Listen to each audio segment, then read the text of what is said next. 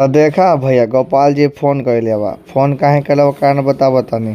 तो गोपाल जी बोला आवा जल्दी पुल पर। हम तो बोले कहाँ गोपाल जी काहे ला पुल पर आए। तब बोला आवा तब ना रो बताएम। तो हम आए पुल पर तो देखा का हो गई। तो आयल के बाद बोला गोपाल जी के ला हम तेले खत्म हो गए। बोल जा। तो यहाँ देख गोपाल जी ऐसा हंसता के लगा तो बरातिया जाए। बराती थोड़ी जाए थे गोपाल जी के टोकन करता नहीं स्कूटी। तो यहाँ से हम लोग निकला।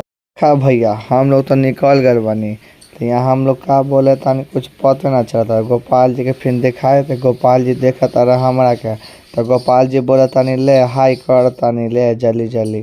पहुँच गए गोला रोड के चौराहा पर। ये गोला रोड हम पहुँचले बनी ना तो वहाँ दो गो ब्रेकर मिल गया। तो ब्रेकर में ऐसा जंप कर ली कि टूट गए थी। तो गोर से हम ठेले लेके आए बनी पेट्रोल पंप। तो पेट्रोल पंप आए तो देखिए गोपाल जी अपना में से चाबी स्कूटी में से डिक्की से निकाल के हमा दे दी। कला दुकान में हम चाबी बा ये खोल दिया। तो हम देखे गाड़ी पर माल लोड बा हम यहाँ से निकलम। तो गोपाल जी फिर हंसता रहे। तो फिर जाता रही तेल लेवे धनो के अपना गाड़ी पर।